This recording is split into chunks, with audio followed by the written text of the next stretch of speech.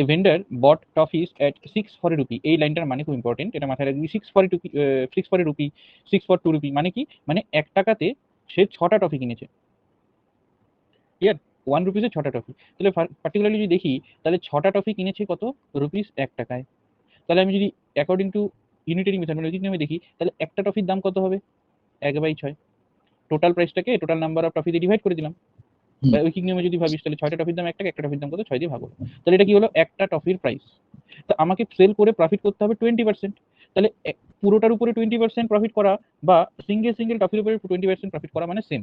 মনে কর এত বড় একটা বাক্স আছে, তার ভিতরে অনেকগুলো এরকম ছোট ছোট ছোট ছোট জিনিস আছে। তুই যদি পুরো বাক্সটার উপরে 20% প্রফিট করতে চাস, সেটাও যা হবে, একটার উপরে 20% প্রফিট করতে গেলে হিসাবটাও ঠিক সেমই হবে।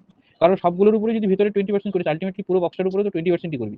তো আমি এখানে একটা চকলেটের উপরে 20% হিসাবে হিসাব করে দেখি। তাহলে একটা চকলেটের কস্ট প্রাইস কত, একটা চকলেটের কস্ট প্রাইস হচ্ছে 1/6 রুপিস। তাহলে এসপিটা হতে গেলে আমাকে প্রফিট করতে হবে 20%। ছোটবেলায় করেছিলি, 100 টাকা যদি আমার সিপি হয়, তাহলে 20% প্রফিট মানে 20% লাভ, মানে এসপি কত হবে, 120 টাকা, যেহেতু প্রফিট, তাই না? তাহলে 1 টাকা সিপি হলে প্রফিট কত, 120/100। তার মানে এই 120/100 দিয়ে যে কোনো সিপিকে যদি আমি গুণ করে দিই, তাহলে পরে আমি পেয়ে যাবো হচ্ছে, সেটা হচ্ছে এসপি। তাহলে আমার এখানে সিপিটা কত ছিল, 1/6। তাহলে এই 1/6 কে যদি আমি 120/100 দিয়ে গুণ করে দিই, তাহলে আমি পেয়ে যাবো কি, মানে আমি ঐকিক নিয়মটাকে এখানে ডাইরেক্ট দেখাচ্ছি, ঠিক আছে? তো যে কোনো সিপিকে যদি এই 120/100, যেহেতু এখানে বলছে প্রফিট পার্সেন্ট এটা, তো একটা ফর্মুলা মনে রাখতে পারিস যে এসপি ইকুয়াল টু, যদি প্রফিট দেওয়া থাকে, CP into 1 plus profit percent by 100, এটা। তাহলে এটা কিন্তু যদি সলভ করি, সিপি হচ্ছে 1/6 ইন্টু এখানে 100 রাখ, এখানে কত হয়ে যাবে, রসগোল্লা 100 আর প্রফিট পার্সেন্টের ভ্যালু কত, 20। পার্সেন্টের বসাবি না, জাস্ট 20টা বসাবি, তাহলে কত হয়ে গেল, 120। তাহলে সেটাই আমি করছিলাম, 120/100 হয়ে গেল। তাহলে 6 দুগুণ 12, 20, 1/5। তার মানে কত হলো, 1/5 হচ্ছে আমার সেই এসপিটা হবে, যেটাতে কিনা আমার 20% প্রফিট হবে।